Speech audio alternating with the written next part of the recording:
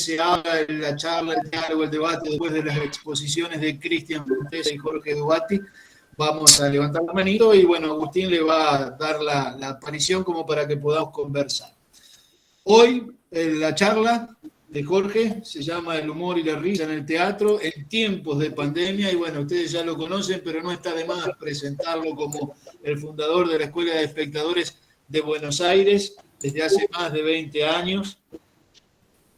Es nuestro tótem, nuestro maestro, que ha colaborado con la creación de más de 50 escuelas de espectadores en todo el mundo, doctor en Historia y Teoría de las Artes, profesor titular de la materia Historia del Teatro, director del Instituto de Artes del Espectáculo de la Facultad de Filosofía y Letras de la Universidad de Buenos Aires, investigador, periodista, crítico teatral, referente en el mundo por su labor en el campo de la teoría teatral, y ha publicado, bueno, ustedes ya saben, un centenar de libros, recibiendo premios por su labor como periodista, comunicador, crítico y teórico. Con ustedes, Jorge Duatti.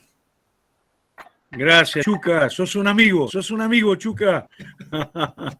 Muchísimas gracias. Bueno, la verdad que es una alegría enorme estar otra vez reunidas y reunidos en la Escuela de Espectadores de Santa Fe. Yo le quiero agradecer a Chuca, por supuesto, por su presencia, agradecer muy especialmente a Gladys Contreras, que es la maestra que nos permite estar acá desde la dirección del Centro Cultural Provincial Paco Urondo. Es una gran alegría que nos permita sostener este espacio que tanto nos honra y nos alegra, y decirles que hoy el tema pasa por la risa, pasa por el humor, y por eso quisimos invitar a un gran especialista en este tema, que es Cristian Forteza. Yo les pido que si quieren, en todo caso, no desmutearse, pero sí por ahí poner la cámara abierta para recibir a Cristian Forteza con un aplauso. Muchas gracias, Cristian, por estar acá. La verdad que es una gran alegría. Es una gran alegría. Me encantaría. Gracias. Ahí te estamos recibiendo con un caluroso aplauso, Cristian Forteza.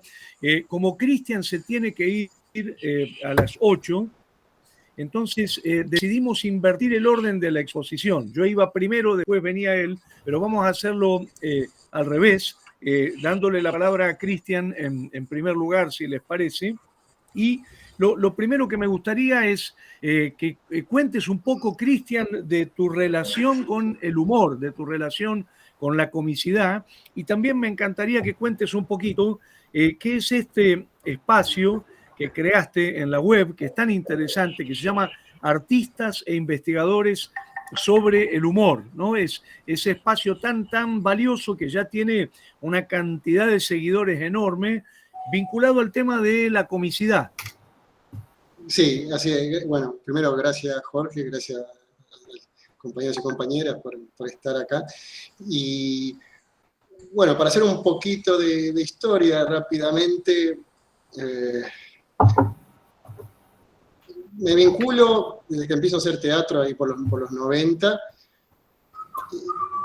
Bueno, la comedia fue lo primero que me llamó la atención, en el sentido de que cuando empecé a subirme al escenario, las primeras improvisaciones, ¿no? Claramente uno trabaja el primer año de teatro con improvisación, ¿no? Para ir marcando lo que es la trama o el drama en un escenario.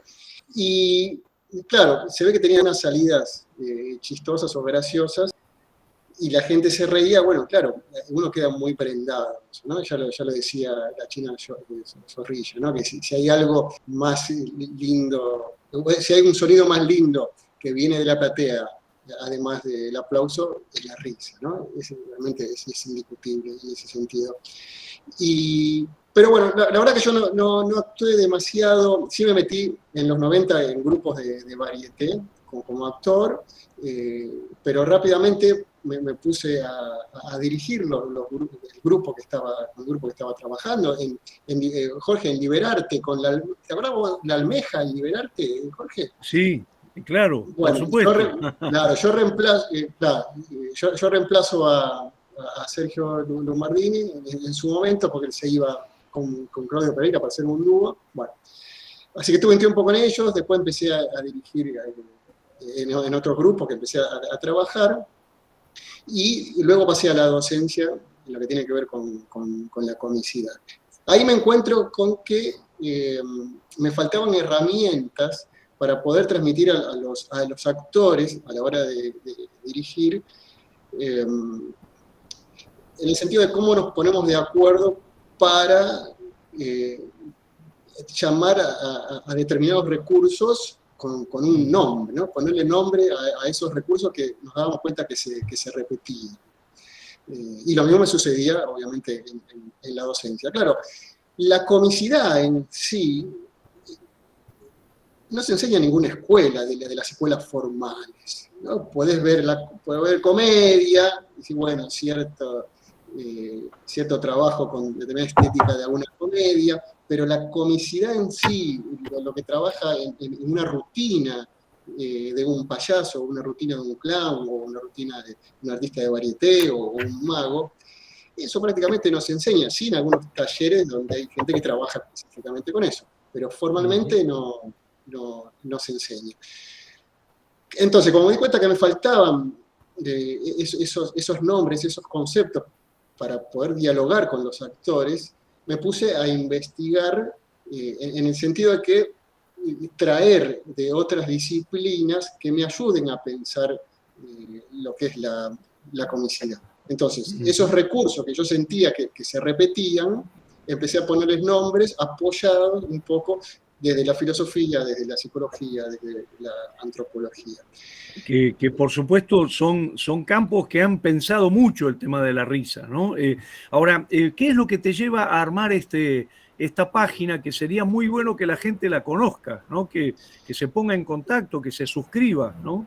Claro, bueno, en principio los invito a participar, a chusmear, a ver lo que hay. Bueno, como dijo Jorge se llama Artistas e Investigadores sobre el Humor, y la idea principal era pensar la práctica con la comicidad. No solamente esto de decir, bueno, pensar la risa como lo puede pensar un filósofo, sino pensar nosotros mismos cómo armamos una rutina, cómo dirigimos una comedia, o cómo dirigimos una rutina de comicidad con un mago, con un payaso.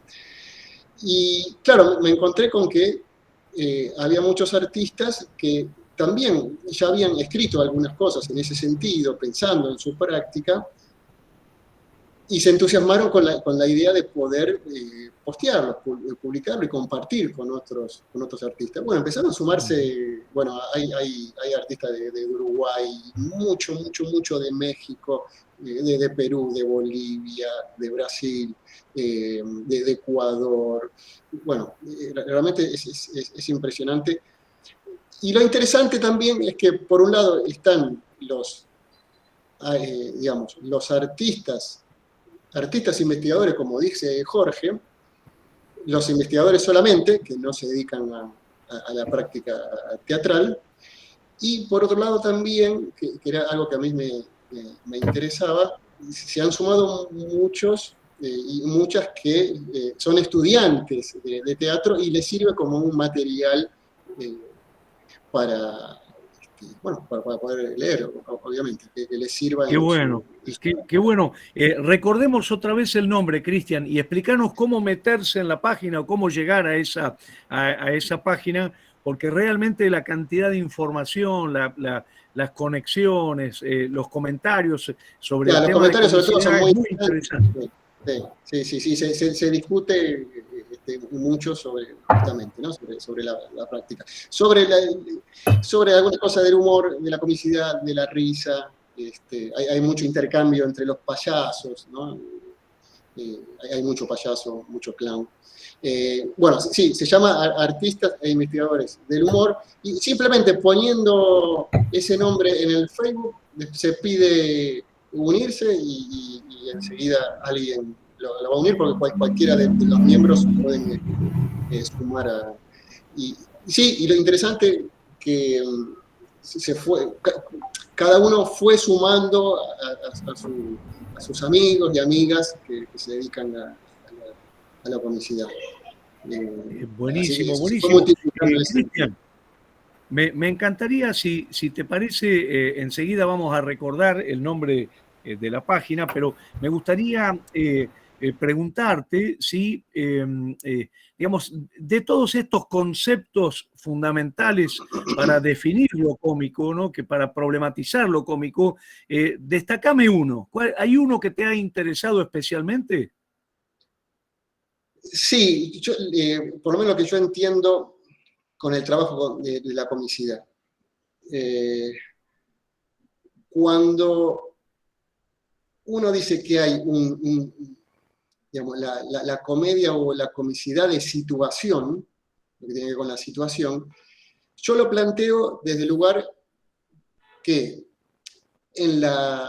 así como en la vida cotidiana, la interacción social tiene que ver con el comportamiento de las personas en relación entre ellas y ellos, y también con los objetos, la característica principal que tiene la interacción social, que son, digamos, la internalización de las normas sociales, éticas y estéticas. Esto es importante porque el humor siempre trata de transgredir justamente las normas éticas y estéticas. La principal característica es que en la interacción con los otros existe un borramiento ritualizado del cuerpo, en el sentido que hay una presencia-ausencia del cuerpo. ¿Qué quiere decir esto? Que cuando todo está dentro del rango de espera, en la interacción con los otros, o con los objetos, o con el mundo circundante, podríamos decir, el cuerpo se vuelve transparente. No llama la atención, salvo que suceda algo que se corre del rango de espera, y ahí, en esa ruptura de la transparencia, es donde puede empezar a aparecer la comicidad. Esa ruptura es una condición necesaria, pero no suficiente. La suficiente se investiga a través de los recursos de la comicidad. ¿Cómo voy a romper esa transparencia? Ese es el concepto que más manejo yo. ¿Por qué? Porque se entiende que en la vida social, que después es lo que se traslada al escenario, porque, es decir, el público siempre tiene que tener un rango de espera, porque si no espera nada, ¿de qué se va a reír? ¿No? Entonces siempre tiene que haber un anclaje en la escena donde el público puede adelantarse a qué es lo que puede hacer el personaje, qué es lo que no puede hacer el personaje, dependiendo de la situación, y sobre todo de qué manera lo debería hacer. Bueno, ahí donde va a empezar a meterse en la comicidad. Porque otra de las características es que en la interacción social, depende de las situaciones, hay lo que se llama discreción corporal, ¿no? El cuerpo tiene que ser discreto. Y además tenemos que controlarlo. Todo el tiempo estamos controlando nuestro cuerpo para no generar malos entendidos, para no golpear al otro de forma involuntaria, ¿no? Siempre hay un autocontrol. Bueno, en la comicidad, en los payasos, en los clowns, ustedes vieron que todo el tiempo hay un descontrol del cuerpo, ¿no? Por eso la disociación corporal es una de las herramientas de la comicidad, porque tiene que ver con el poco control.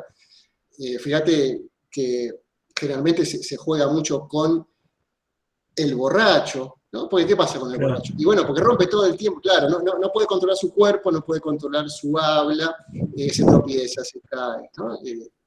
Movimientos mecánicos, repetitivos, todo eso tiene que ver con la comicidad. Pero principalmente es eso, entender cuáles son las normas sociales para después romperlas. Pero sobre todo la interacción, tanto entre las personas como los objetos. Los objetos también son importantes en la comicidad porque generan un conflicto muy importante al personaje.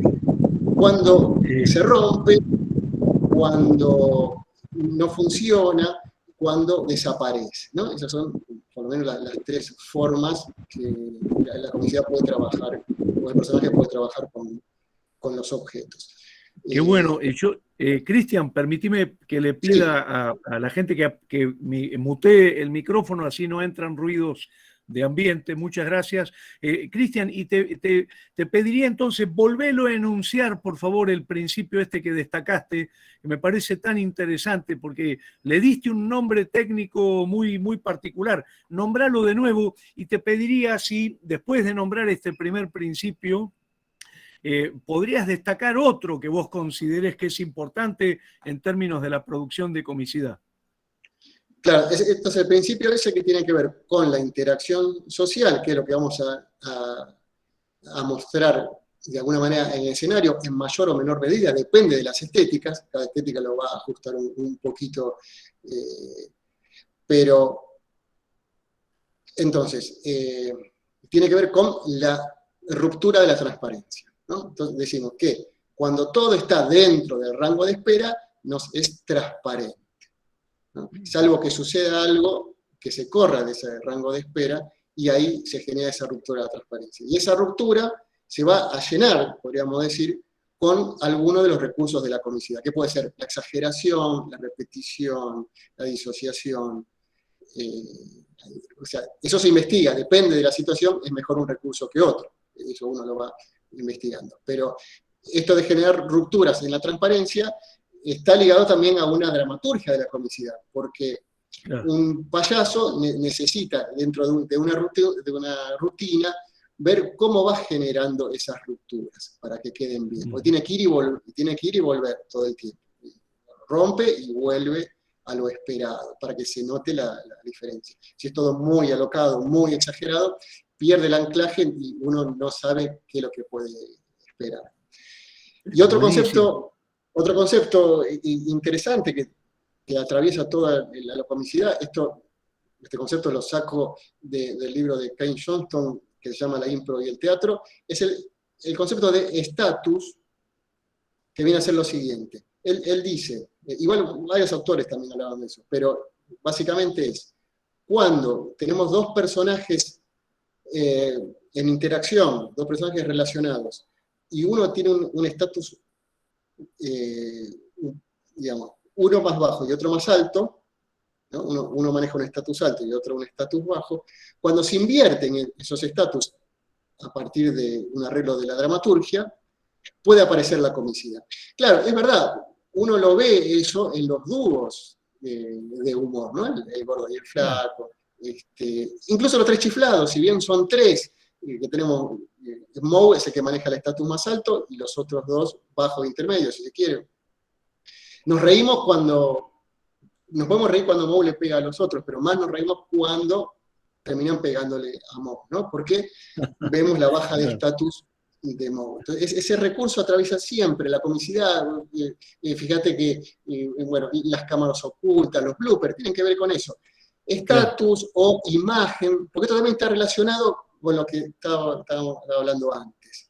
En la interacción social, nosotros, se espera de nosotros cierto comportamiento, depende del rol y depende del contexto, pero todo el tiempo estamos proyectando una imagen idealizada de nosotros, ¿no? Y sobre todo idealizada sobre el rol que nos toca en determinada situación. Esto quiere decir que se espera determinado comportamiento.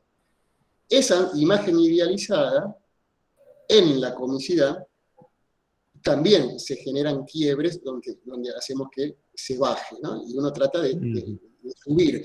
En ese vaivén, en ese sub y baja, donde aparece la comicidad. Vos fíjate que esto se da tanto en los dúos como también en personajes unitarios. Por ejemplo, Buster Keaton. Buster Keaton maneja una imagen o un estatus alto, y desde la dramaturgia todo el tiempo se le genera conflictos para ir contra esa imagen, bajarle el estatus y él tratar de levantarlo. Lo mismo sucede con Mr. Bean. Es el mismo recurso. Él tiene una imagen alta, a ver, los estatus no tienen por qué estar relacionados directamente con una cuestión económica o de poder, ¿no? Puede estarlo, pero no necesariamente. Tiene que ver con una imagen que uno proyecta, cómo lo ve el otro. Mr. Bean maneja una imagen alta, aunque parezca medio tonto por momentos.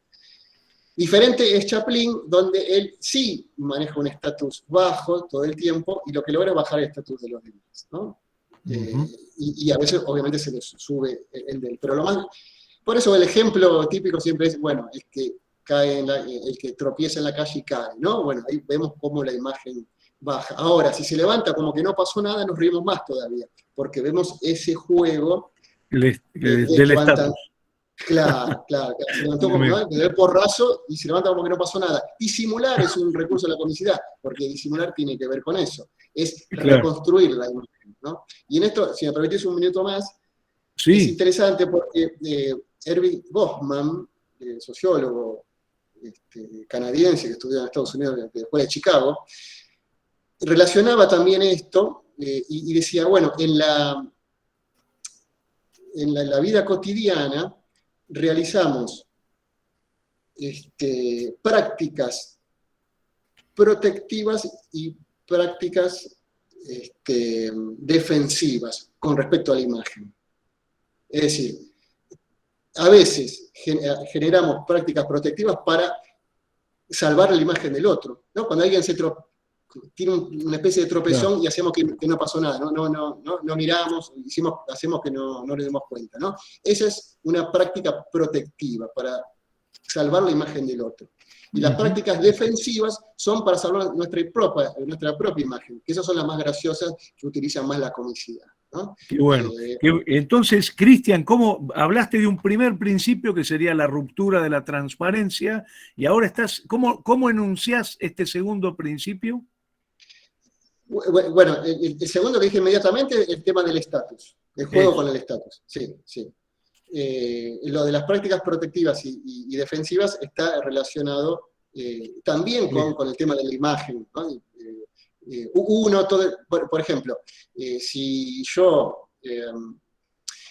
siempre está ligado a la interacción, ¿no? Por ejemplo, dos amigos que se encuentran en la calle después de 20 años que no se ven, ¿no? Se encuentran en la vereda y se ponen a hablar, y se cuentan toda la vida, todo lo que pasó, y abrazo, y beso, y debemos encontrarnos de vuelta. Se termina el diálogo, y dice, bueno, ¿y vos para dónde vas? Para allá. Y vos, yo también. Caminan los dos en silencio. Se genera una situación embarazosa, porque ya se terminó el diálogo, ¿no? Y eso tiene que ver con la interacción. Y de ahí se sale con una broma, porque no, esa incomodidad, no tenés, bueno, eso sería una práctica defensiva de los dos para salir de la situación. Qué bueno, es buenísimo. Muy bueno lo que estás explicando, Cristian. Yo quiero aclarar que además vos tenés mucho escrito y estás armando un libro sobre estas cuestiones, ¿no? Porque has publicado varios artículos y estás haciendo un libro que vamos a publicar en el Centro Cultural de la Cooperación, ¿no? Que tiene mucho que ver también con el área que co-coordinás con Lucía Salatino, que es el área de varieté en el Centro de la Cooperación. Ahora, te quería preguntar, Cristian, ¿hay algún otro principio que te llame la atención? Hablás justamente el juego con el estatus, la ruptura de la transparencia. ¿Hay algún otro que te haya obsesionado o en el que te hayas concentrado para pensar la comicidad? Claro, en realidad sobre estos dos conceptos trato de profundizarlos. Entonces, tomo mucho a Bergson en ese sentido, porque también me ayuda a pensar ciertos recursos que se repiten en la comicidad. Pero en el sentido de, bueno, cómo estos recursos se logra bajar el estatus del personaje o el estatus de la situación, ¿no? En ese sentido. Entonces, por ejemplo, ya lo decía el mismo Bergson, todo lo que tiene que ver con lo mecánico, con lo repetitivo, con lo involuntario, eso hace bajar la imagen del personaje. Entonces, esos son todos recursos que ayudan a la dramaturgia de la comicidad, ¿no? Pero entendiendo, como mismo lo decía Bergson, que la risa es social, entonces siempre está esa coyuntura que tiene que ver con la interacción social. Otro recurso es el juego con la proxemia, ¿no? Ustedes saben que la proxemia tiene que ver con los espacios que utilizamos en la interacción con los otros, ¿no? Para nosotros, para el hombre, el espacio, el uso del espacio, la distancia, lo cercano, lo lejano, siempre es significativo. Esto es importante porque el hombre todo el tiempo está tratando de encontrarle sentido a las cosas. Por eso podemos jugar con los chistes que son un sinsentido por un momento hasta generar un nuevo sentido. Pero todo el tiempo estamos tratando de generamos sentido, ¿no? Y la comicidad justamente lo que hace es jugar con el sinsentido. Ligado a la lógica, digamos, hay una lógica, entre comillas, y podemos romper esa lógica para jugar con la comicidad. Pero primero tiene que estar instalada esa lógica, por eso los niños y niñas, hasta determinada edad, hay chistes que no se ríen, porque al no entender cierta lógica, no pueden reírse. Entonces, pero la proxemia, en la comicidad se juega justamente con las distancias, ¿no? Entonces yo siempre pongo el ejemplo que en general sirve, y como es social, no sirve en todos lados. Ya me ha pasado, y acá es testigo de Lorena, que está con nosotros y no se fue, en una de las charlas que di para República Dominicana, yo pongo este ejemplo. Digo, bueno, si entramos a un consultorio, ¿no? Tenemos sillas alrededor, están todas ocupadas menos una que está libre. Perdón, al revés, no. Están todas desocupadas, hay una sola persona. Vamos de vuelta, entro a un consultorio, sillas alrededor, una sola persona sentada. ¿Dónde me siento? Lo más alejado posible, ¿no es cierto, Jorge? No me voy a sentar al lado. Si me sentaría al lado, llamaría la atención, rompería esa transparencia. No me puedo sentar al lado. Yo solamente me puedo sentar al lado si es, como dije antes, están todas las sillas ocupadas, queda una sola libre, yo me siento en la que está libre, no pasa nada. Pero si está todo libre y me siento al lado de alguien, ahí ya empezaría un poco la comicidad porque rompería la transparencia. Claro, yo este ejemplo lo di también en República Dominicana y Lorena me dice, no, acá la gente va y se sienta directamente al lado y si no te sientas al lado, sos un maleducado. Entonces te pones a hablar. Acá no. Acá, claro. Primero que te sientes lejos y no me hables, podés saludar nada más, pero no vas a poner contra tu vida, no me interesa. Cristian, sí. Perdóname que te pregunte, entonces, ¿la comicidad tiene una base cultural? Depende de los códigos socioculturales. Claro, hay una parte que tiene que ver con, bueno, ya decía Bersón, nos reímos de las costumbres. Nos reímos de las costumbres. Entonces hay lugares donde determinadas costumbres si no las entendemos, no nos vamos a reír de esas costumbres. Por eso siempre se dice, bueno, los chistes, los mejores chistes de judíos son los que hacen los propios judíos, porque son los que conocen verdaderamente las costumbres. Claro. Y lo mismo sucede con los chistes de cristianos o de católicos, porque apuntan a burlarse momentáneamente de ciertas costumbres. Pero en lo que tiene que ver con la interacción social, sí, bueno, esto que decíamos recién, ¿no? El tema de las distancias, de cómo jugamos las distancias. Cristian, acá sí. En el chat está poniendo, como yo sé que vos te tenés que ir a las 20 y se está pasando volando el tiempo, yo te quería comentar que Danilo te pregunta cómo funciona la ruptura de la transparencia con Lelutier. Y bueno, habría que ver algún sketch en particular. Ellos juegan mucho con la polisemia de las palabras, ¿no? El doble sentido. Ahí hay una ruptura claramente con la comicidad, ¿no? Porque nosotros tenemos que, además del cuerpo, tenemos que comunicar de determinada manera. Entonces, los chistes tienen que ver con eso. Los chistes es una ruptura, un juego. Yo siempre digo, por un lado está el cuerpo, o sea, con el resto del cuerpo, no, está todo junto, pero uno puede decir, bueno, podemos jugar con el comportamiento por un lado del cuerpo y por otro lado con las palabras. Con las palabras, yo digo, bueno, tenemos una lengua, que esa lengua crea un lenguaje.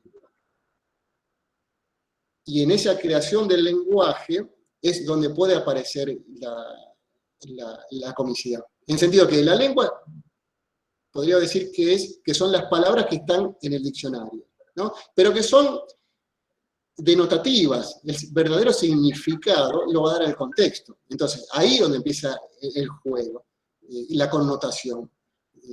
La parte literal, no, porque es una construcción. Entonces, tenés la lengua y el lenguaje es lo que va a crear la comicidad, que puede ser el chiste, puede ser el doble sentido, el sinsentido, y también lo que yo llamo palabra cómica o frase cómica, que es lo que también se llama el latiguillo, la muletilla, que usan todos los grandes cómicos, porque tiene dos beneficios principales. Por un lado, hacen reír al público, y por otro lado, se diferencian de otros cómicos, ¿no? Pongamos el caso de Biondi, Olmedo, ¿no? Todos tienen una frase o una palabra cómica. ¿Qué es eso? Es simplemente la repetición de una frase que en esa repetición se vacía de contenido, deja de comunicar, y ahí es donde aparece la comicidad. En realidad, a diferencia del chiste, que es una construcción de introducción, remate, y además generalmente tiene una víctima, que es un tercero, en la palabra cómica o la frase cómica, nos reímos de quién lo dice y de cómo lo dice, ¿no? Nos reímos del personaje, no nos reímos de un tercero. Bueno, el chiste siempre nos reímos de un tercero, aunque seamos nosotros mismos, porque nos tomamos como objeto. Pero en la comicidad, la palabra cómica... ¿Vos te acordás, Jorge, cómo jugaban con eso los Messi? Claro. ¿Te acordás la forma que tenían de hablar, cómo creaban todo el tiempo frases y palabras cómicas, que no eran chistes? Exacto. No eran chistes. Carlos Belloso y Damián Dreisig, ¿no? Hay un juego muy profundo en ese sentido. Se preocupaban por esta deformación o esa repetición de alguna palabra, de alguna frase. El Chavo del Ocho, siempre pongo ese ejemplo, el Chavo del Ocho es impresionante. Casi todos, o podemos decir todos los personajes, se preocuparon por buscarle una frase o un latiguillo que se repite continuamente, ¿no? Incluso uno podría decir que dentro de la interacción, la expresión de las emociones también están socializadas, por más que uno podría decir, bueno, no, pero son bien íntimas. Sí, está bien, pero en la medida que están para comunicárselas a los demás, también están socializadas. Entonces yo no puedo ponerme a llorar a los gritos en cualquier lugar sin llamar la atención, ¿no? Claro. O la forma de hacerlo. Volvemos al Chavo del Ocho. ¿Cómo llora Kiko? ¿Cómo llora la Chilindrina? No son esos llantos socializados, ¿no? Es una cosa mecánica, repetitiva, ¿no? Ahí también hay comicidad. Cristian, hay muchas observaciones y preguntas en el chat. Enseguida te las voy a leer, pero yo te quería preguntar antes del mundo cómico actual, ¿no? En la cultura argentina, ¿quién es el cómico que más te interesa, el que más te llama la atención, el que vos considerás que es realmente hoy el que produce gran acontecimiento cómico? Yo creo que Capusotto claro, trabaja muy bien todos los personajes. Sí, me parece que sobre todo él. O a mí me gusta más el humor de él también, ¿no? Y entre los personajes, ¿cuál, por ejemplo, es el que te interesa especialmente a mí me encanta, yo creo que Capusotto hoy es el gran cómico nacional, pero digamos, ¿hay algún personaje que te interesa en particular? No sabría decirte en particular. Quizá ¿cómo se llama? Que hace medio de nazi. No me acuerdo el nombre ahora. Ah, sí, Mickey Vainilla.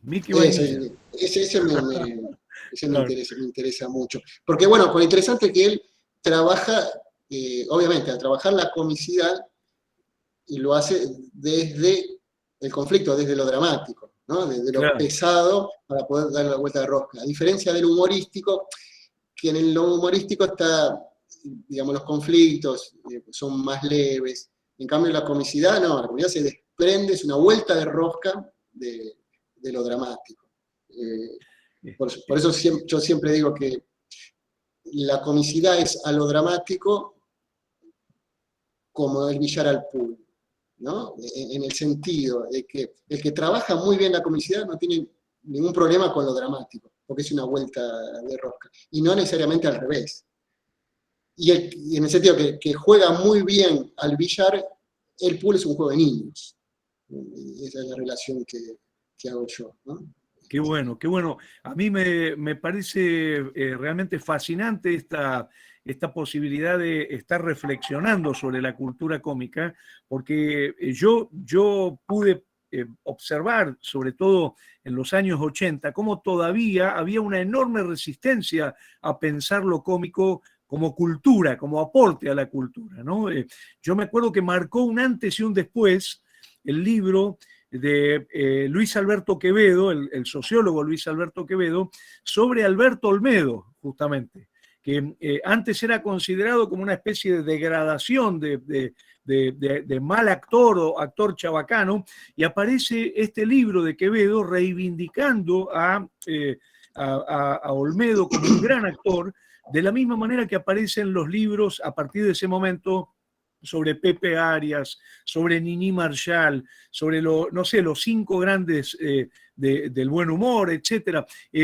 Digamos, ¿vos sentís que estamos revalorizando la cultura de lo cómico en la Argentina? Que hoy yo creo que en parte vos serías un ejemplo de eso, ¿no? De esa revalorización. Puede ser, puede ser.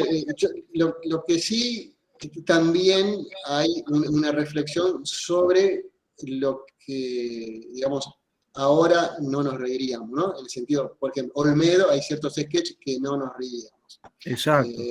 De tomar a la mujer como un objeto siempre, un objeto sexual, o reírnos de la mujer burlándonos, eso ya no va. Igual Olmedo trabajaba, creo que trabajaba las dos cosas, trabajaba tanto lo humorístico como lo cómico, ¿no? Algunos personajes eran como más humorísticos y otros trabajaban mucho más profundo la comicidad, ¿no? Sobre todo cuando hacía Borges y ¿cómo eran esos dos? Sí, Borges y Álvarez. Borges y Álvarez. Ahí trabajaba más la comicidad, ¿no? En el movimiento, en la interacción. Y después él jugó mucho con tirar abajo los decorados, ¿no? Que es interesante porque es otro recurso de la comicidad que tiene que ver con mostrar el detrás de escena, ¿no? ¿Qué pasa? En la vida cotidiana sucede lo mismo. Nosotros tenemos digamos, nos relacionamos con los otros desde un lugar de frente donde estamos vistos, estamos juzgados, tenemos esa imagen idealizada que proyectamos, y siempre hay un detrás de escena. Por ejemplo, en un restaurante tenés el mozo que trabaja hacia el público y después va a la cocina y capaz que insulta, escupe, hace cualquier cosa. Hay un relajamiento del cuerpo, ¿no? Que no se ve. Entonces, mostrar el detrás de escena genera esa ruptura de la transparencia, ¿no? O eso esperado que tendría que estar, no debería verse, ¿no? O cuando se acerca Olmedo al apuntador para agarrar el papel, y claro, lo encuentra en un desorden expresivo al que está detrás de cámara, pero no está preparado para eso, ¿no? Entonces, el desorden expresivo también es un recurso de la comicidad, o por lo menos nos hace reír. Yo siempre digo, nos gusta asustar a los demás porque nos da gracia cómo responden corporalmente, de una forma totalmente desordenada. Claro. Eso nos produce gracia, por eso seguimos asustando. Solamente por eso, porque nos gusta ver la reacción, porque eso también está ligado a la comicidad. Una cosa es la acción y otra cosa es la reacción. La reacción generalmente es involuntaria, y ahí es donde nos hace reír, ¿no? Es involuntaria, desordenada. Entonces, yo trabajo mucho la reacción más que la acción. Cristian, vos sabés que hay varias intervenciones en el chat. Yo quiero destacar una que es de Fernando Basilio, el gran actor peruano, el protagonista de la película El Mudo, genio total. Fernando Basilio pregunta, ¿se puede hablar de una lógica de la ilógica en la comedia? Te lo repito, si se puede hablar de una lógica de la ilógica en la comedia. Yo creo que los personajes cómicos, como no son, digamos, el personaje no es consciente que hace reír, utiliza una ilógica para el público, pero que es una lógica para el personaje, no es una ilógica para el personaje. Por eso me parece que está bien planteada la pregunta. Sí es ilógico para el público, por eso se termina riendo, pero para el personaje puede ser totalmente lógico. Entonces, de ahí es que nos va a sorprender, como decía antes, lo que hace, lo que no hace, y sobre todo de qué manera lo hace, ¿no? Porque son obviamente otras lógicas, pero tenemos que tener bien instalada la lógica nosotros y el público para poder apuntar a eso. Si no, es imposible romper la lógica, ¿no? Jugar con la lógica siempre es un placer, porque es una transgresión. Los niños, vos fíjate, por ejemplo, cuando decimos la interacción, en la interacción se genera, cuando está dentro del rango de espera, una danza corporal donde la mirada, los gestos, las posturas, ¿no? Se genera una danza con el otro cuando vos estás hablando con otra persona. Pero ¿qué pasa con la mueca? La mueca es una ruptura de la interacción, ¿no? Es una burla. Por eso a los niños les encanta muequear, les encanta hacer muecas. Porque es como poner en suspenso la interacción. Buenísimo. Fernando Belletti dice que en el caso de Lelutier se le ocurre que puede haber también una ruptura en la apelación al uso de los instrumentos informales. ¿Te acordás esos instrumentos hechos con calefones o con electrodomésticos, ¿no? Dice claro. también en el en el uso del smoking, ¿no? El estar vestidos con smoking. Claro, eso obviamente que no es arbitrario, sino que ya, a ver, nosotros, como dice Goffman, actuamos en la vida cotidiana, ¿no? Hay un libro que se llama La presentación de la persona en la vida cotidiana, donde justamente dice eso, que nosotros actuamos los roles que nos tocan vivir. Es más, hay una puesta en escena del cuerpo en lo social todo el tiempo. Y nosotros nos manejamos, a ver, la relación con los otros es totalmente imaginaria. Es lo que vemos a través de etiquetados. Bueno, esta persona es un médico, bueno, confío que sea un buen médico, pero no tenemos. No hay ninguna certeza. Entonces, ¿pero qué pasa? La vestimenta. Bueno, la vestimenta te genera cierta imagen. El smoking está ligado a un estatus alto. Entonces es más fácil después romperlo desde la comicidad. Cualquier cosa que haga. Y después estaba pensando que cómo juegan ellos con el lenguaje cuando pegan palabras y generan distintos significados, ¿no? Que eso hay un juego muy interesante, ¿no? Pegan dos palabras y termina siendo otro significado que no es el que está buscando el texto que están leyendo, ¿no? Hay también un juego. Bueno, el otro también, lo que decía de los instrumentos. Claro, el uso excéntrico del objeto está ligado a la comicidad, por supuesto. Los payasos, los clowns, juegan en llevar el objeto a... Que ahí está bueno porque lo que se logra es lo que se llama asociaciones insólitas, ¿no? Entonces, un objeto que sabemos que se utiliza para determinada cosa cotidiana, lo uso para otra cosa, claro, pero en un momento de lo que yo llamo de mayor vecindad entre una cosa y la otra, ¿no? Dije, bueno, ¿cómo asocio, qué sé yo, no sé, me acuerdo de Mr. Bean, que está en el dentista y agarra el aparatito para extraer la saliva y no sabe lo que es, y empieza a sacarse la pelusa, porque ve que, claro, entonces asocia ese objeto como una asociación insólita. Pero no solamente los objetos, también las acciones. Si ustedes recuerdan, hay una película de Chaplin, donde él está como boxeador, que no sabe boxear, entonces lo ponen adentro del ring como boxeador, tiene el otro boxeador, que sí es boxeador, el árbitro los acerca y les pide que se saluden. Claro, el otro boxeador pone los brazos, pone las manos para saludar como boxeador, ¿no? Saben que se golpea así. Claro, cuando pone la mano así, Chaplin agarra y lo saluda como si fuera en la vida cotidiana. Entonces, esa asociación insólita es lo que genera la comicidad, porque él no sabe que se saluda de otra manera, pero nosotros sí, sabemos que eso. Y además hace bajar el estatus de la situación, porque ya el ámbito del boxeo goza de un estatus alto. Por eso todas las mejores comedias se dan en ambientes, primero, de alto grado de discreción corporal. Cuando mayor es la discreción corporal que se necesita en un ambiente, mejor para romper, ¿no? Por eso se trabaja en las cuestiones ceremoniosas, ritualizadas, en los velorios, en una iglesia, en un examen, donde se necesita una alta discreción corporal. Los ambientes que tienen menos necesidad de discreción corporal son más difíciles de romper. En cambio, los que tienen fuertemente cualquier cosa que hagas ya rompe, ahí es donde puede aparecer más fácil desde el comportamiento la comicidad. Buenísimo. Cristian, nos queda muy poquito tiempo antes de las 8. Yo te quería preguntar si te tenés que ir a las 8, te podés quedar unos minutos. Y 10 podría. Bárbaro, porque así por lo menos podés completar las preguntas que están apareciendo. Yo tengo una que se cruza con la de Edgar Barrera Montenegro.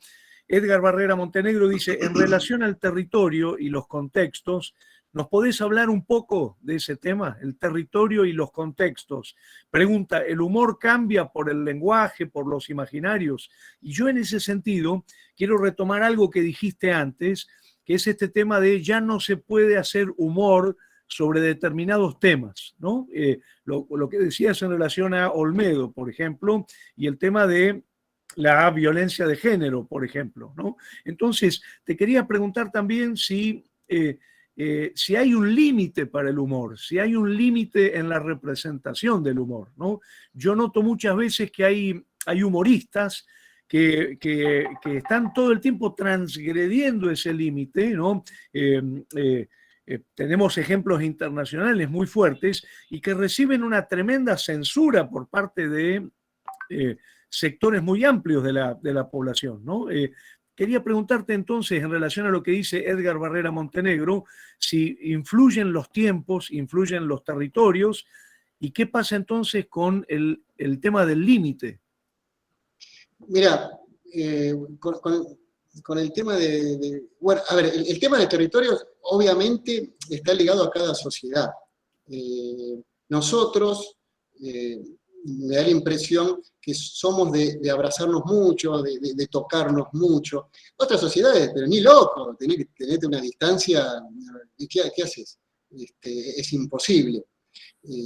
Entonces, ahí la comicidad puede aparecer justamente haciendo lo contrario de lo que, o tomar distancia o acercarte demasiado. Pero, quiero decir, todas las sociedades administran en las acciones el tiempo y el espacio. Eso es para todos. Hay que entender cómo es la administración de cada sociedad, el tiempo y el espacio, y a partir de eso uno puede jugar con la comicidad. Pero, quiero decir, todas las acciones se dan, están situadas, están siempre en una situación, y están ligadas al espacio y al tiempo. Entonces, depende de cada sociedad, porque también el tema de la mirada, ¿no? Digamos, los chinos, los japoneses manejan distinta manera que quizás de nosotros. Entonces, eso es más coyuntural. Ahora, el tema de los límites, yo siempre me apoyo hay un libro de Alfred Stern que se llama Filosofía de la risa y el llanto, y él pone ahí un límite claro que a mí me parece bastante interesante. Él dice, bueno, y da justamente el ejemplo que decíamos antes de quien camina en la calle, tropieza y cae. Él dice, bueno, muy bien, el que camina en la calle, tropieza y cae, nos podemos reír porque evidentemente se baja el estatus, se baja la imagen y puede aparecer la risa. Ahora bien, si esa persona que se cayó después no se levanta porque se murió, ahí pasamos de la risa al llanto, ¿no? Porque no se recuperó. Y yo esto lo ligo, hago una diferencia en ese sentido entre la cámara oculta y el bullying, ¿no? Yo podría decir que en la cámara oculta, si bien, obviamente que se apunta siempre a destruir la imagen del otro, a hacerlo caer en el error, en la impericia, y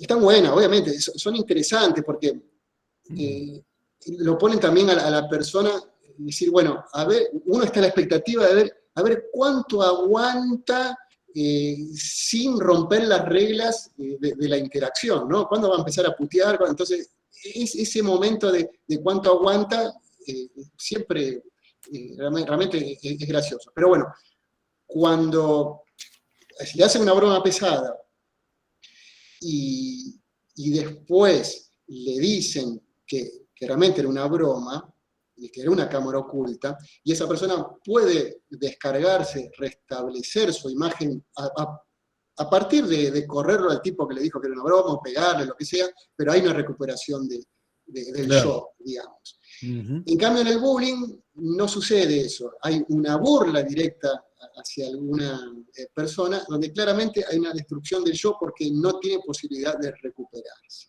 Claro. Es un poco la diferencia. Y ahí sería un poco el límite de la risa, ¿no? Es decir, bueno, cuando yo me burlo de alguien y esa persona no puede, no tiene la posibilidad de recuperarse, ahí ya estás pasando un límite. Exacto. Cristian Forteza, es muy interesante todo lo que estás contando.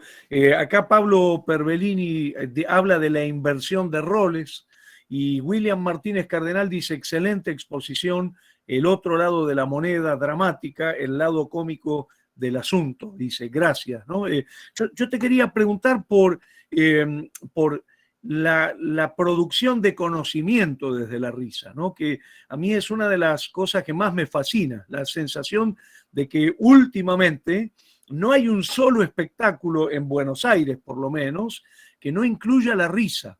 Incluso los espectáculos más dramáticos, los de fondo más oscuro, incluyen la risa como, digamos, como si fuera, ¿viste esos blisters edulcorados que te dan con los remedios muy amargos, donde vos te tomás el remedio, tiene gusto a frutilla, pero cuando se abre en el estómago es de una amargura brutal, ¿no? Y es de la frase, Jorge, de ahí viene la frase de dorar la píldora. No me vengas a dorar la píldora, tiene que ver con eso. Dorar la píldora, tal cual, tenés razón, tenés razón. Yo te quería preguntar en ese sentido, ¿qué función le ves hoy a la risa en el teatro? Porque yo creo que ya no existe espectáculo que no contenga la risa, aunque sea como un vehículo de la tragedia o como un vehículo del drama, ¿no? Claro. Sí, yo en principio me parece que está puesto adrede para agarrar más público, para que el público realmente se acerque más. Lo mismo sucede vos sabrás, Jorge, con el teatro para las infancias, donde se juega mucho con el humor, tanto para los chicos como para los adultos, ¿no? Para que el adulto también vaya más alegremente a llevar a sus niños y niñas. El mago en los últimos tiempos también ha incorporado el humor, porque si bien, por un lado, es muy valorado de que nos hagan reír, por otro lado, siempre la risa tiene mala prensa, ¿no? En el sentido de que hay que ser serio en la vida. Sin embargo, a la gente, obviamente, le gusta hacer reír. Así que me parece fantástico que que todos los espectáculos sigan apuntando. Pero es verdad que sí, Jorge, ya me da la impresión como que no se sostienen los espectáculos, que es todo drama, ¿no? Es todo tragedia, ya me parece como que pierde el interés. Pues no lo pensé nunca yo, eso. Vos sabés que me parece interesante. a mí me impresiona ese elemento porque lo veo como una recurrencia, ¿no? Voy mucho al teatro y veo todo el tiempo el recurso cómico, pero de pronto al servicio de unos textos espantosamente trágicos o dramáticos, ¿no? Por ejemplo, mucha presencia de lo que hoy llamaríamos el humor negro o la comedia negra o la farsa o la farsátira, ¿no? Que tienen así este impacto, ¿no? De salir sonriendo, salir riendo y de pronto empezás a digerir el espectáculo y es de una amargura que si uno piensa, si fuera amargo directamente, sería intolerable el espectáculo. Claro, ¿no? sí, sí. Bueno, a mí me gustaría traer, porque si bien me dedico al varieté y a la dirección de rutinas, en los últimos años dirigí más teatro de texto con obras que me interesaban meter la comicidad, ¿no? Por ejemplo, vos sabés, Jorge, perfectamente, que tomé el teatro de Pavlovsky, que tiene un dramatismo existencial muy interesante, donde el humor aparece a través de lo patético de los personajes o de los textos. Eso me parece muy, muy interesante de las obras de Tato. Me parece que deberíamos comenzar a asumir que hay una función pedagógica en el humor, porque desde la risa, la sonrisa, incluso hasta de la carcajada, podemos reconocer las desnudeces que elegimos arropar por temor al espejo. Y entonces allí, cuando nos encontramos frente al espejo, empezamos a asumir que hay toda una construcción de sentido común. Y es aquí, me parece, que podemos relacionar lo que alguna vez decía el Negro Dolina, que el humor también está direccionado a cuestionar el poder. ¿Sí? Aquello que se da por sentado y por sentido común no es otra cosa que una construcción que alguien dispone porque tiene intereses en que así sea. Y poder reírnos de eso me parece que, bueno, provoca no solo la posibilidad de sentirnos vulnerables, pero básicamente, o por sobre todas las cosas, reconocernos humanos errando y buscando una forma de superar eso que todavía no sabemos cómo. Mira, yo traigo la frase que siempre me parece muy interesante, de Augusto Monterroso, el escritor. Él decía: el humor ayuda a pensar y a veces hasta hacer reír. Qué bueno, me encantó, me encantó. Cristian Forteza, para despedirte, porque seguiríamos hablando. Sí, yo me encantaría. Sí, tenemos tiempo hasta las 8:30 acá, decía 20:30, vamos a cerrar la reunión de hoy, que dichosamente, digamos, has tomado casi totalmente, pero contanos nada más, recordanos el nombre de esta página que estás haciendo, donde hay tanta gente vinculada al tema del humor, y al mismo tiempo contanos algo que de lo último más destacado que aparezca en esa página, como para que la gente se sienta movilizada a entrar. Claro, bueno, se llama Artistas e Investigadores sobre el Humor. Ya al poner ese nombre enseguida les va. Y si no, si entran a mi Facebook, Cristian Forteza, acá Lucía la está poniendo, y si entran a mi Facebook también lo van a ver, porque yo las cosas que posteo en Artistas después lo pongo también en mi Facebook. En el chat ya está subido. Ahí está, sí. En el chat ya está subido. ¿Y qué más? Mirá, hay varios estudios, sobre todo hay mucha investigación que tiene que ver con la historia de los payasos.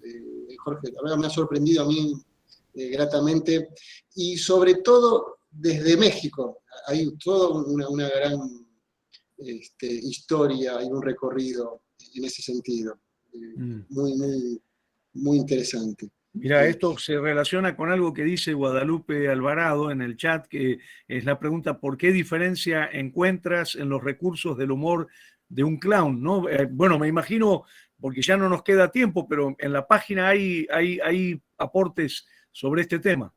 Sí. Entren porque se van a encontrar con un montón de material. Buenísimo. En el último minuto, Cristian. Perdón. Una cosa muy breve. Quiero aprovechar antes que Cristian se vaya para ver si podríamos de algún modo comprometerlo para que el año que viene venga con Jorge y hacer una reunión presencial acá en el Centro Cultural, que nos gustaría muchísimo seguir hablando de todo esto. Totalmente. Y para el FestiClown especialmente. Sí, por supuesto. Sí, bueno, Jorge sabe que yo doy no solamente doy talleres, sino que tengo estructuradas charlas, pero más, con PowerPoint, mucho más estructuradas. Y mi trabajo realmente está dedicado a los actores, a entender esto para que les sirva a los actores, no para hablar solamente de la risa o qué es la risa, sino para el trabajo actoral, tanto de comedia como los clowns y los payasos. Son herramientas que utilizan en la actuación. Bueno, queda medio compromiso para el año que viene. Por supuesto, me encantaría. Siempre voy a Rosario, porque mi esposa es de Rosario, así que siempre vamos a Rosario, así estamos. Buenísimo. Muchísimas gracias. Bueno, nada más decirte, María Mercedes Cova dice: muy interesante exposición, gracias. Patricia Lanata dice: chapó, Cristian, muchas gracias. Isabel Cristina Flores Hernández te agradece, así que la verdad, muchísimas gracias. Cristian Forteza, te despedimos con un gran aplauso. Muchísimas gracias. Gracias. La verdad, ha sido muy interesante escucharte. Te vamos a ir leyendo en la página, en esta página que estamos recomendando. Cuando salga el libro vamos a presentarlo también allá. Te esperamos. Buenísimo. El año que viene. Me encanta. Cristian, muchísimas gracias, muy generoso por brindarnos esta posibilidad de entrevistarte. Un gran abrazo. Al contrario, muchas gracias. Saludos a todos y a todas. Chao. Hasta luego, Cristian, muchas gracias. Bueno, yo quería, porque nos queda muy poquito tiempo, si les parece, pues tenemos que cerrar 1:30, ¿no? Vamos a cerrar 1:30. Bueno, pero vos siempre lográs extenderte un poquito más, así no. Vas a ser nuestro Chespirito. No quiero, al contrario, me parece que además fue muy interesante y está buenísimo también irse a navegar la página donde hay mucho material. Yo lo hago permanentemente, por eso también le pedí a Cristian que estuviera con nosotros hoy. A mí nada más lo que me gustaría es rescatar 4 teorías sobre la risa, ¿no? Que me parecen bien interesantes. Y lo voy a explicar muy brevemente, porque creo que estas 4 teorías siguen vivas hasta el día de hoy y creo que digamos, las podemos reconocer en cada uno de los espectáculos cómicos que vemos, ¿no? Y aclaremos, no solamente en el teatro, lo podemos encontrar en la televisión, lo podemos encontrar en el cine, por supuesto, en las múltiples formas del espectáculo en la web, ¿no? Y también en la vida cotidiana, ¿no? Un elemento que creo que es importante decir es que la risa no es un elemento privativo del espectáculo, sino que también está en la vida, ¿no? Todos tenemos seguramente un familiar que es el cómico de la familia, por ejemplo, y que es el que instala, digamos, con sus comentarios o con sus chistes o con sus salidas, instala una dimensión festiva en las reuniones familiares y no podemos decir que sea un actor, ¿no? Digamos, la comicidad, la risa forma parte de la vida cotidiana, ¿no? Yo rescataría cuatro grandes teorías. La primera teoría es la risa como un mecanismo liberador, ¿no? Digamos, la risa como liberación, la risa como, digamos, la superación de ciertas prohibiciones. Esto lo dice Umberto Eco, ¿no? La idea de que la risa se construye sobre la conciencia de que se está transgrediendo una prohibición, ¿no?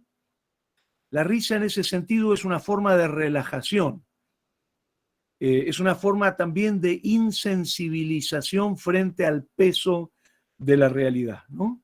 Y creo que en ese sentido muchas veces nos reímos de cosas absolutamente incorrectas o incluso desagradables por el hecho, entre otras cuestiones, de poder liberarnos del peso que esas cuestiones nos imprimen, ¿no? Digamos, esta dimensión sería lo que llamaríamos la risa como catarsis, ¿no? ¿Se acuerdan este término que utiliza Aristóteles en la poética? Es decir, como, digamos, eliminación de presiones, ¿no? Esta sensación de poder relacionarnos con el mundo con mayor ligereza, digamos, liberándonos de aquello que perturba nuestro ánimo. Por eso existen, por ejemplo, y cada vez más, los grupos de terapia de risa, ¿no? Vieron que hay grupos de reunión para justamente reírse, ¿no? Digamos, la risa como un mecanismo liberador que nos alivia del peso de la realidad, ¿no? En segundo lugar, la famosa teoría freudiana, ¿no? Que está expuesta por Freud en El chiste y su relación con el inconsciente. Es un texto muy temprano, del año 1905, ¿no? Que es la risa como compensación indirecta de tendencias reprimidas. Digamos, el chiste como descarga de impulsos negativos. Podemos decir que, suponete, si no podemos hacer determinada cosa que estaría limitado socialmente, podemos encarnar, diría Freud, digamos, una compensación indirecta de esa tendencia reprimida a través de un chiste o a través de la comicidad. La tercera teoría es la teoría de la risa como superioridad, que aparece en un artículo muy hermoso de Baudelaire, Charles Baudelaire, el poeta de las flores del mal, que el artículo se llama Sobre la esencia de la risa, ¿no? Y lo que dice es que la risa, en este caso, la risa como superioridad, sería un mecanismo de autoafirmación. Dice, es cuando la risa surge a expensas del otro. Baudelaire habla del satanismo de la risa, ¿no? En el sentido de quien se siente superior a lo que es, ¿no?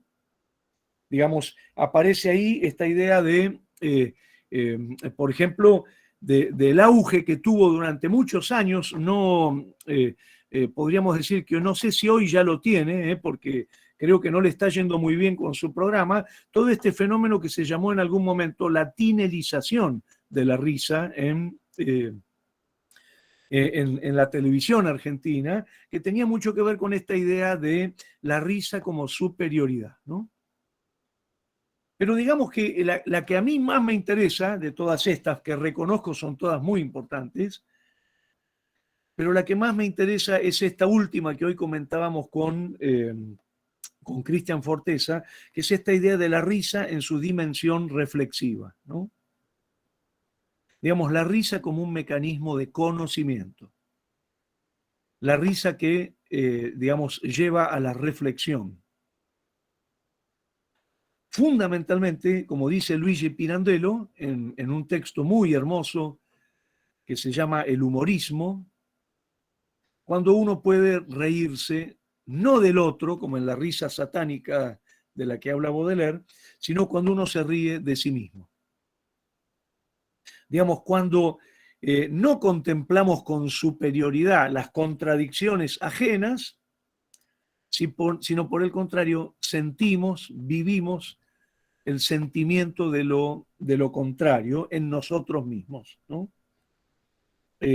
Digamos, hay una renuncia a la superioridad y una renuncia a la distancia en este mecanismo donde, siguiendo a Baudelaire, pero retomándolo desde otro lugar, Pirandello va a distinguir una expresión que es reírse de sí y reírse ¿no? Digamos, reírse del otro reírse de sí o reírse con, ¿no? Con el otro. En ese sentido, creo que, digamos, si nosotros hacemos una pequeña historia de cómo se dan las combinatorias en el teatro, yo destacaría muy especialmente la comedia como una forma, digamos, seria de tratar la risa, porque es una forma que tiene que ver con lo que llamaríamos la justicia poética, ¿no? ¿Se acuerdan que desde el momento en el que aparece en la civilización occidental, aparece la idea de un Dios justo, que es con el judeocristianismo? En el teatro aparece la figura de la justicia poética, ¿no? Esto es un rasgo muy fuerte en el teatro occidental, que no lo encontramos en el teatro griego clásico. ¿Qué sería la justicia poética? Si hay juicio final, si hay Dios justo, el teatro tiene que ejercer la justicia. ¿Y cómo lo hace? Distribuyendo premios y castigos. Es lo que hace la comedia. Recordemos, no sé, una comedia como, por ejemplo, las comedias de Molière, ¿no? O las comedias de Shakespeare.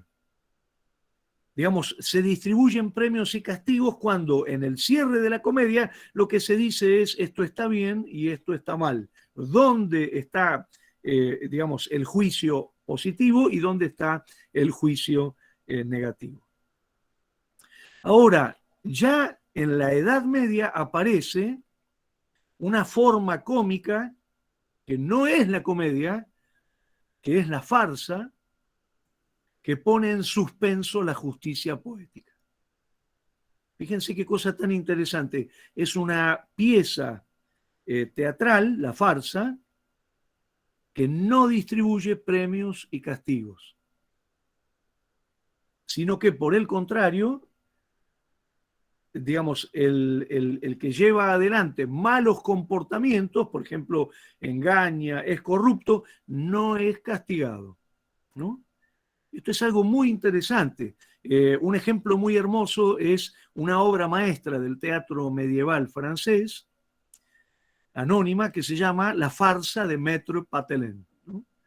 Yo no sé si ustedes la conocen, si tienen ganas, si no la conocen, es una obra maestra muy cortita, una de las farsas más increíbles del siglo XV, donde aparece muy claramente esta idea de que digamos, al transgresor, al burlador, no se lo castiga.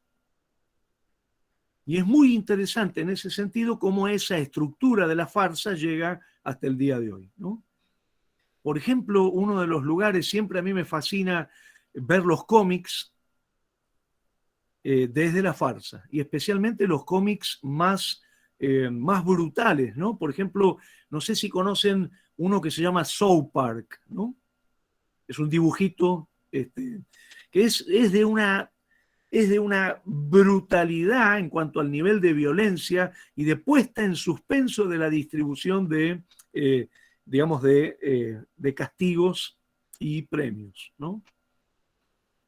Otro ejemplo sumamente interesante de la farsa lo podríamos encontrar, por ejemplo, en el famoso El Inspector de Nikolai Gogol, ¿no? Ahora lo escribo, Katia, enseguidita ya lo escribo. Fíjense que es la farsa de Maître Patelin, ¿no? Donde hay un abogado que es un chanta total, es un abogado corrupto que engaña a todo el mundo y no tiene castigo, ¿no? Es muy interesante, es la primera vez que aparece en el teatro una figura que no recibe el castigo que le corresponde en términos, digamos, de justicia poética, ¿no? Bueno, y la otra cosa que me interesaba reflexionar en términos de historia del teatro es la aparición de la tragicomedia y la aparición del grotesco, que tienen mucho que ver con el ascenso de la burguesía. Ustedes recordarán que en el mundo clásico los griegos concebían la oposición entre la comedia y la tragedia, ¿no? y la idea era que no se contaminaran. La tragedia tenía sus reglas, la comedia tenía otras reglas. Y se las caracterizaba con un famoso ícono del teatro que son las mascaritas, ¿no? ¿Se acuerdan? La máscara del llanto y la máscara de la risa. Ahora, a partir del Renacimiento, y esto muy ligado al ascenso progresivo de la burguesía, que es la que empieza a pagar para ingresar a los teatros comerciales, aparece lo que llamamos la tragicomedia, ¿no? Fíjense qué cosa tan interesante, la comedia, la farsa y la tragicomedia. ¿Qué sería la tragicomedia? La alternancia de lo cómico y de lo trágico. Digamos, hay un refrán muy de la vida cotidiana de la gente común, que es una de cal y una de arena. En la vida hay cosas para reír y hay cosas para llorar. En la vida hay cosas que te hacen bien y hay cosas que te hacen mal, ¿no? Fíjense, aparece entonces un género teatral nuevo que sería justamente la alternancia, la yuxtaposición de comedia y de tragedia. Y uno dice, ¿por qué aparece este nuevo género? Sencillamente porque hay cambios en la manera de pensar la relación con el mundo, ¿no? Bueno, y finalmente quiero destacar una última que a mí me impresiona mucho porque es muy argentina, que es lo que llamamos el grotesco, ¿no? Tenemos en la Argentina un caso, ahí puso, muchísimas gracias Lucía, Katia, Lucía puso la farsa de Maese Patelén, lo acaba de poner ahí Lucía Salatino en el chat. Ponemos a disposición el texto, yo se lo mando al Centro Cultural Paco Urondo, si lo podemos colgar en algún lugarcito, y por favor léanlo porque es un placer. Van a ver que incluso hay un personaje que es el pastorcito, que es doblemente burlador, ¿no? Pero nada más quiero terminar hablando de grotesco, porque nos queda ahí muy poquito tiempo. El grotesco ya no sería la alternancia de lo trágico y lo cómico, sino la fusión de lo trágico y lo cómico, ¿eh? Esto es algo sumamente interesante, porque es la risa mezclada con el llanto.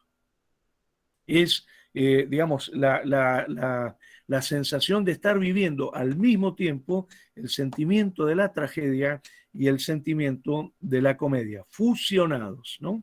Donde encontramos por primera vez de manera muy clara este procedimiento es en el teatro de William Shakespeare. O sea, volvemos a la idea de lo que llamaríamos un renacimiento tardío, ¿no? Un ejemplo muy interesante, el Rey Lear. ¿Se acuerdan el Rey Lear? Hay una famosísima escena en el acto tercero, en el momento de la gran crisis del cuerpo político. El Rey Lear ha perdido el poder, las hijas lo han traicionado, está en medio de la tormenta, en el páramo, y lo acompaña el bufón.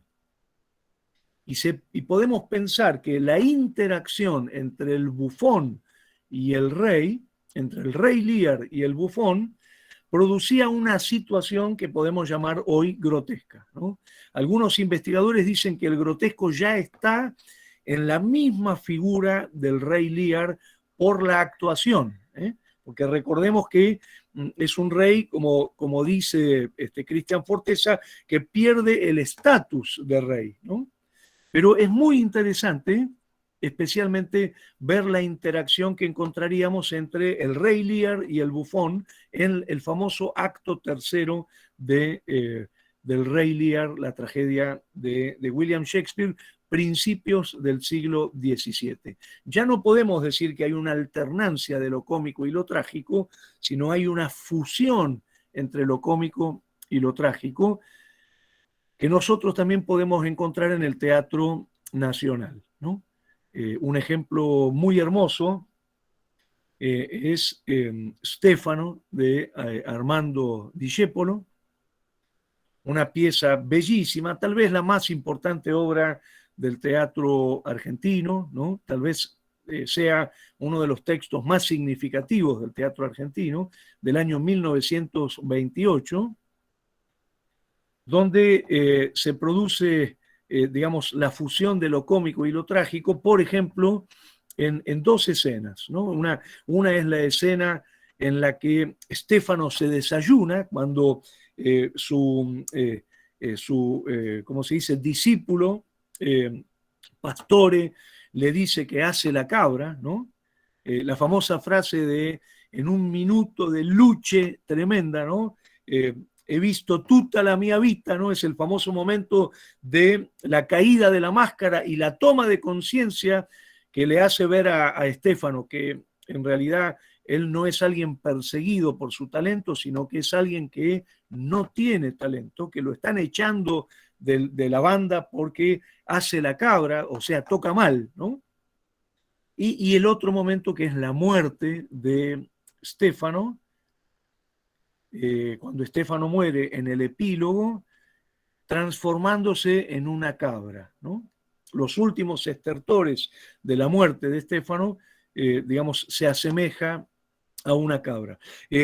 Fíjense que según las críticas de la época, esas escenas resultaban tremendamente disonantes porque producían risa y al mismo tiempo producían una tremenda sensación de estar viviendo un momento trágico de enorme desgarramiento, como diría el tango de herida metafísica, ¿no? Bueno, yo para cerrar, y la dejamos picando para la próxima, si te parece, Gladys, porque hay mucho realmente para hablar sobre este tema, pero les propondría esto, pensar un poquito la historia de las grandes poéticas de la comicidad en el teatro occidental y por hoy nos quedamos en estas cuatro, que no son las únicas, por supuesto, la comedia, la farsa, la tragicomedia y el grotesco. No solo el grotesco europeo, sino también el grotesco criollo. Bueno, 8:30, Chuca, ¿qué hacemos? ¿Cerramos? Tenemos 10 minutos más para interactuar, Jorge. Dale, sí, dale. si Yo no tengo problema. Había levantado la mano por ahí hoy tempranito Patricia Granata y Maura Serpa. Yo no sé si tenían algo para compartir, si quedó en el tintero. En todo caso, habiliten el micrófono y lo comparten. Ahí creo que Patricia. Fernando Belletti está levantando. Fer, dale, Fer. Hola, buenas noches. Bueno, qué placer, gracias por permitirme compartir y por esta charla de hoy que es maravillosa. Estaba pensando en algunas cuestiones que fui apuntando en relación a lo que decía Cristian y a lo que decía usted, maestro, y pensaba en el asunto del convivio al momento de hacer humor. En el momento en que uno escribe o produce una obra teatral de humor o un sketch o lo que fuere, uno a veces lo imagina determinadas chistes, determinadas situaciones que van a funcionar de una determinada manera. Claro. Y al momento de llevar la escena, sucede muchas veces que puede ser que uno se sorprenda con que un chiste no funcionó como esperaba que funcione, y otro chiste que no le tenía tanta fe funciona más de lo que uno suponía, ¿no es cierto? Sí. Y eso invariablemente puede pasar en una función y no en otra, que Exacto. Sucede de otra manera, ¿no? Y cómo influye esto también, ¿no? Cómo incide. Después pensaba también, yo voy tirando como 2 o 3 cositas que se me fueron ocurriendo a ver qué les parece. El tema del tiempo también es fundamental, siempre hablando del hacer humor, ¿no? El tema del tiempo, del ritmo, muchas veces potencia el efecto cómico. Y después también pensaba, vuelvo con esto del hacer, digamos, ¿cuál es el parámetro que uno tiene de que algo resulte o no?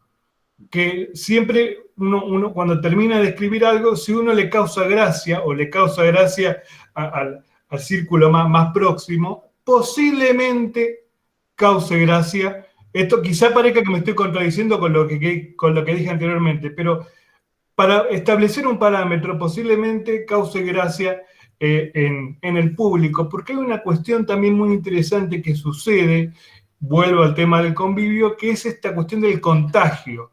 Claro, si yo me divierto en escena y todos nos divertimos, inevitablemente o muy posiblemente, digamos, muy posiblemente el público también se divierta. Sucede, por ejemplo, y con esto termino, cuando uno esperaba ver un espectáculo de Lelutier, ya iba como predestinado a reírse, y ya antes de que el espectáculo empiece, se generaba como una situación mucho más favorable, digamos, ¿no? Bueno, algunas cositas que se me fueron ocurriendo, ¿no? buenísimo. No, genial, genial, genial. Mirá, yo creo que hay algo que es muy misterioso del teatro, y esto lo dicen los grandes empresarios, los tipos como Rothenberg, que además ponen mucho dinero, ¿no? Y es que en el teatro nadie tiene la vaca atada, ¿no? Es una frase que se suele utilizar. Quiere decir que realmente hasta que uno no prueba el espectáculo, hasta que uno no lo ve acontecer en el convivio, el espectáculo no sabe si va a funcionar o no va a funcionar. Te encontrás con casos que uno hubiese jurado que iban a ser un gran éxito porque tenían supuestamente toda la fórmula para ese éxito y no funcionan. No funcionan. En cambio, de pronto te encontrás con otras poéticas que inesperadamente empiezan a funcionar con un sentido cómico muy fuerte. Yo creo que esto se lo escuché decir muchas veces a Carlos Rothenberg, ¿no? Si uno supiera cuál es el secreto del impacto en el público, estaría lleno de dinero porque sabría cómo direccionar los espectáculos para generar, digamos, un efecto, una ganancia, una multiplicación. Mirá, por ejemplo, lo que está pasando en este momento con el teatro comercial en Buenos Aires, ¿no? Que hace unos años atrás, 2005, 2004, 2006, digamos, hasta más o menos el 2015, 2016, tuvimos una gran movida de lo que se llamaba teatro comercial de alto nivel artístico, ¿no? Digamos, podíamos ver grandes obras cómicas de altísimo nivel artístico. No sé, yo te podría nombrar un ejemplo como Un Dios salvaje de Yasmina Reza, o, no sé, La forma de las cosas, ¿no? Que son unas comedias muy bien escritas, brillantes, de grandes autores, no sé, el caso de Yasmina Reza, Marc Saint-Germain. Bueno, hoy prácticamente dicen los propios, ¿cómo se dice? Los propios empresarios que no están haciendo espectáculos de alto nivel cómico, sino que están buscando una risa mucho más llana, mucho más, llamémosla, más chabacana, más sencilla, más vinculada a un efecto inmediato, porque el otro teatro no está funcionando. ¿Quién dice cuándo, cómo? La verdad que no lo sabemos, ¿no? Pero lo entrevisté a Daniel Veronese en Radio Nacional la semana pasada, el sábado pasado, y Daniel Veronese decía, me fui del teatro comercial. Yo digo, ¿pero por qué? Porque hiciste grandes espectáculos en el comercial. Porque se volvió, digamos, una apuesta absolutamente hacia una risa muy elemental que a mí no me interesa. Entonces, yo sinceramente creo que no podemos especular con estas cosas, ¿no? Rothenberg en sus memorias cuenta que él apostó a cosas que él creía que iban a ser un éxito y fueron un fracaso total, y al revés, ¿no? Un ejemplo notable, lo que pasó con Toc Toc. ¿Se acuerdan el espectáculo de Laurent Baffy dirigido por Lia Yelin? Estaba programado para 2 meses, porque pensaban que no iba a funcionar, que iba a pasar algo parecido a lo que había pasado en México. Bueno, rompió prácticamente todas las medidas en cantidad de funciones, cantidad de espectadores, cantidad de recaudación, ¿no? Entonces, sinceramente, es muy difícil poder prever, y yo creo que esto tiene que ver, digo yo, por el hecho de que La risa es un fenómeno vinculado a las personas reales y vinculado a la intersubjetividad, y tanto las personas reales como la intersubjetividad son sistemas muy complejos que no podemos prever. Tienen tantas variables internas en esos sistemas complejos que no podemos prever una reacción, ¿no? Entonces, bueno, el gran misterio, creo yo, va a seguir siendo siempre qué va a pasar con los espectadores, ¿no? Y tal vez eso sea lo más hermoso que tiene el teatro, ¿no? Afortunadamente, le iba a decir, afortunadamente, claro, no claro. Es un problema, es el rasgo tal vez más bello que tiene, que es ese misterio, como decís vos, de lo convivial, ¿no? Así es, gracias Booker, por invitarme. Y quisiera terminar con algo que pasa en la cotidianeidad, no manejo de repente de las técnicas. Yo puse la manito, pero no era la manito, era para saludarlos a todos ustedes y me equivoqué del icono. Para terminar con esto de la risa, ¿no? Y muchas gracias, en realidad es un placer escucharlos. Yo soy actriz, ¿no? O sea, y en mi praxis había obras que de repente nosotros ejecutábamos, y ya en la praxis veíamos que el público se reía, y aprovechábamos como actriz, ahí está ese gags para que el público se ríe. Sería mi aporte chiquitito. Muchísimas Maura, gracias. Quiero decir que vos integraste nada menos que el grupo que dirigía María Escudero, el Libre Teatro Libre, uno de los grupos más importantes del teatro latinoamericano, realmente un grupo histórico, así que, bueno, esa es una parte de tu trayectoria, pero no una parte menor y realmente una parte muy significativa, Maura. Así que muchas gracias. Muy linda, porque fíjate que nosotros hacíamos obras, por ejemplo, la Sonata Mocus, que era una burla a todos los productos farmacéuticos. Claro. Y también invitábamos, por ejemplo, porque era una cosa cotidiana, que viniera un director o el autor de la obra y decía, y ahora se aparece el autor de la obra. Mentira, nunca llegaba este personaje ausente que ustedes han nombrado, y la gente esperaba, ¿dónde? Eso lo hacíamos en Córdoba. Bueno, también he ido a Santa Fe, Reconquista, muchísimas gracias. Para mí es un placer inmenso y un aprendizaje diario poder escucharte, Jorge. Muchas gracias, y conocerlos a todos ustedes. Gracias, Maura. Para nosotros tenerte acá, Maura. Si les parece, para ir cerrando y despedirnos con la palabra de, bueno, nuestra mentora, ahí la veo, Fernando Basilio había escrito, si te querés desmutear y conversar con Jorge, lo que habías escrito ahí en el chat, me parece que sería ideal. Bueno, sí. Gracias por la invitación, maestro Jorge, como siempre, y a ustedes Fernando, también, que se aprende muchísimo, como dice compañera Maura. Yo sí, se hablaba de lo grotesco, maestro, y cierto que a veces hacemos teatro o de repente generalizamos por querer, por la pasión de actuar, pero no logramos ubicarnos en esos contextos, ¿no? Por ejemplo, me refiero a lo grotesco cuando se hacía esta obra de Michael del Gilderode, no se ha escuchado, El Escorial.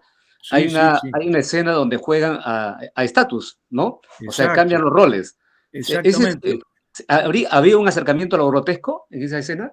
Mira, desde mi punto de vista, Gelderode tiene mucho que ver con el grotesco y también con una variable cercana al grotesco, que no es exactamente el grotesco, que es el esperpento, ¿no? Que ustedes recordarán, entre otros grandes autores, está Valle Inclán llevando adelante esa modalidad, ¿no?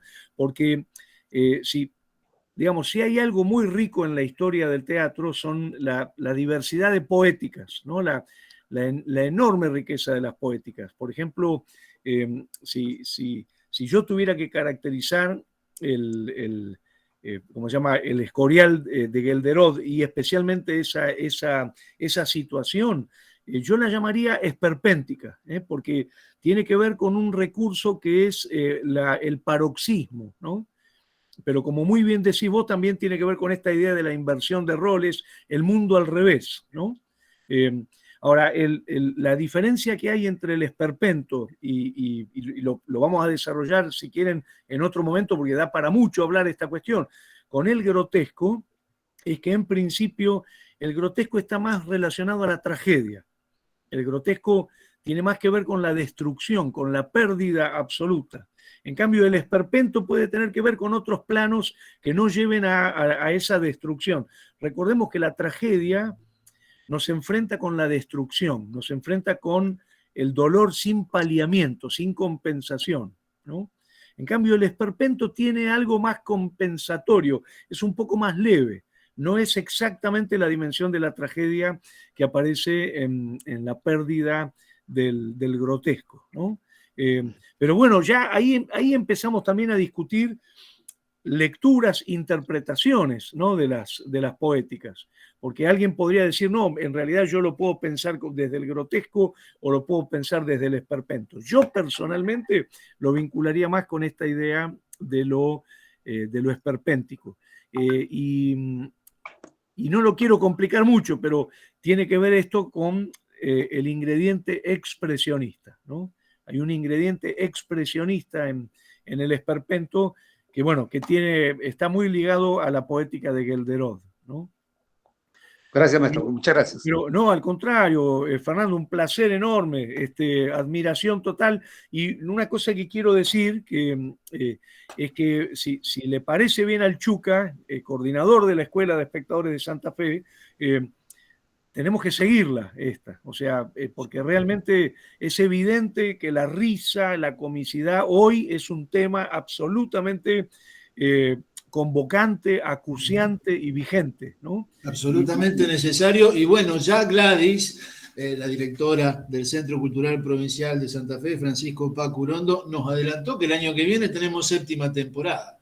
Así que si la pandemia lo permite, supuesto, volverá el FestiClown también, será una excusa más para poder seguir trabajando sobre la sonrisa, la risa y las carcajadas y volver a encontrarnos como en este año, como desde hace 6, para disfrutar, Jorge, de toda tu sabiduría y tu capacidad de transmitir conocimiento, siempre digo, sin ese halo que los intelectuales por ahí se revisten de la soberbia, al contrario, el tipo más llano que hemos tenido la oportunidad de encontrar, pero con una profundidad y una capacidad de exponer y desarrollar que siempre nos permite aprender, ¿sí? Muchas gracias. Muchas gracias. De enseñarnos a aprender absolutamente a todos. E iremos viendo, como cada año, las modalidades. Uno puede descubrir que quizás en determinado horario es mejor que otro, que un día es mejor que otro. Bueno, ojalá vuelva la presencialidad y podamos encontrarnos como lo hemos hecho durante las 4 primeras temporadas, personalmente, en persona, pero bueno, ya también con el ingrediente de poder incorporar, ¿sí?, la tecnología para que aquellos que no estén en Santa Fe puedan sumarse a estos encuentros. Chuca, creemos que la reunión se hacía normalmente a las 14:30, ¿no? Y hoy la tuvimos que cambiar por una cuestión de agenda, pero funcionó muy bien, así que por ahí la dejamos en este horario, vamos a ver. Vamos, estamos revisando permanentemente todo, ¿viste cómo es esto? La deconstrucción es permanente y estamos en ese camino. Gladys. No, muchas gracias a todos. Gracias, Chuca, por la buena onda siempre también. Gracias, Jorge, por todo, porque es increíble todo lo que aprendemos en estas charlas tan productivas. Y sí, como bien decía el Chuca, nos volveremos a ver. Como dicen los titiriteros, si el mundo es redondo, nos volvemos a encontrar. Así que nada, nos vemos pronto. Bueno, gracias, Gladys, gracias por la confianza. Muchas gracias. Hasta pronto. Gracias por el aguante.